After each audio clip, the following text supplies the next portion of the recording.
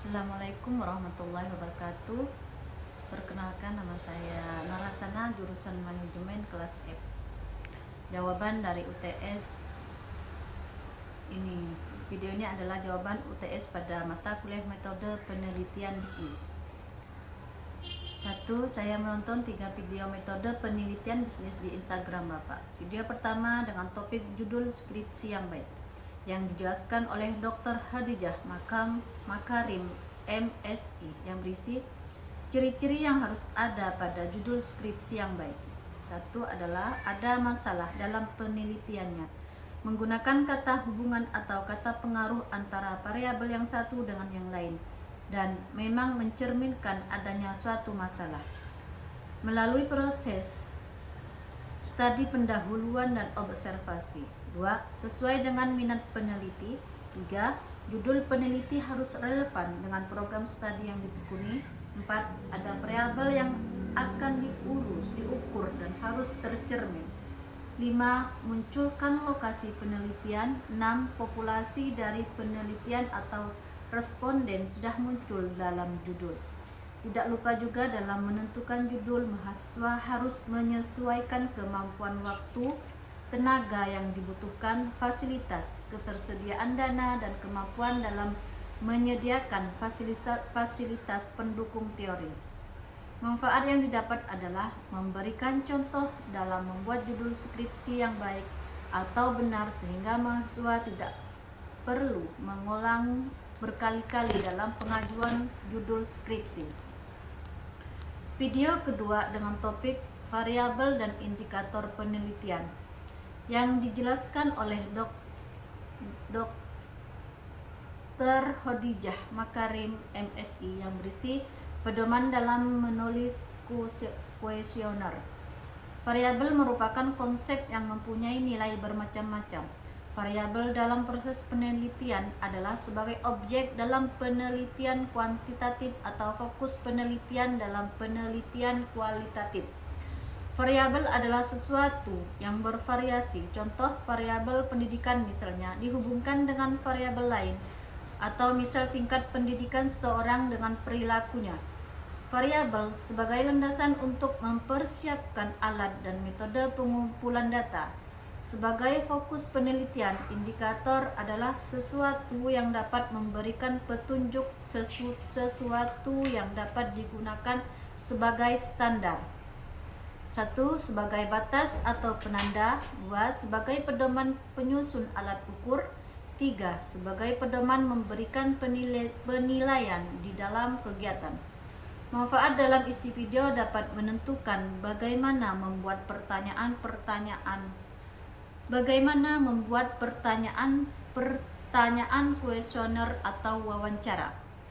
Video ketiga dengan topik cara menulis landasan teori, yang dijelaskan oleh Dr. Khadijah Makarim MSI, yang berisi landasan teori adalah dasar atau teori utama yang ditulis dalam bab 2, lalu diikuti teori-teori lainnya yang mendukung.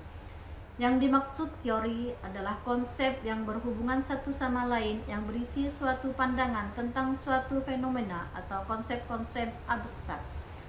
Landasan teori merupakan pernyataan yang disusun secara terstruktur sehingga dapat melaksanakan penelitian secara sistematis.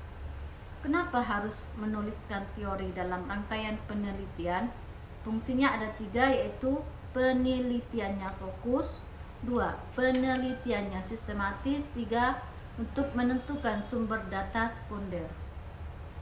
Cara menuliskan landasan teori. 1. Harus menuliskan penemu teori yang utama. 2. Tahun dan tempat pertama kali teori ditemukan dan isinya apa saja. Dibahas sedikit relevansi dengan penelitiannya itu apa. Manfaat dan video tersebut adalah supaya mahasiswa memahami cara melakukan penulisan landasan teori pada skripsi bab 2. Cara menentukan dan merumuskan judul yang baik. 1. Temukan permasalahannya dan tentukan judulnya. 2. Tentukan ruang lingkup pembahasan. 3. Pilih judul atau tema atau topik skripsi yang bisa Anda selesaikan tepat waktu. 4. Relevan dengan disiplin ilmu Anda. 5. Pertimbangkan alokasi dana yang Anda punya. 6. Perbanyak turun lapangan dan gali informasi dari berbagai penelitian sejenis. 7. Mencari referensi judul melalui penelitian yang telah ada. 8. Buat judul dengan kata-kata sederhana, lugas, namun spesifik. 9. Rajin ikut menjadi peserta seminar ujian penelitian. 10. Perbanyak meminta saran dan masukan dari orang-orang yang kompeten. 11. Pilih beberapa judul penelitian sebagai pilihan alternatif. 12. Pilih judul skripsi yang hasil penelitiannya bisa memberi manfaat pada orang lain. 13. Rajin membaca jurnal dan karya ilmiah yang lain. Perbanyak referensi. 14. Jangan terlalu perfeksionis. 15 dan terakhir, menggunakan tata bahasa yang baku dan benar. Soal 3. Cara membuat rumusan masalah. Disusun secara spesifik, menentukan metode penelitian yang sesuai, mencari teori yang mendukung metode penelitian, melihat fenomena sekeliling, menggunakan 5W+1H. Contohnya diambil dari penelitian yang berjudul Analisis Elemen Realisme Magis dalam cerpen Kumpulan Budak Setan karya Eka Kurniawan dari Universitas Nasional yang dibuat pada tahun 2022. Berikut adalah contoh rumusan masalah dari penelitian tersebut. Berdasarkan latar belakang penelitian di atas, maka rumusan masalah dalam penelitian ini yaitu: bagaimana bentuk karakteristik elemen yang tak tereduksi pada cerpen Kumpulan Budak Setan karya Eka Kurniawan. Bagaimana bentuk karakteristik fenomena dunia atau latar belakang sejarah pada cerpen Kumpulan Budak Setan karya Eka Dunia.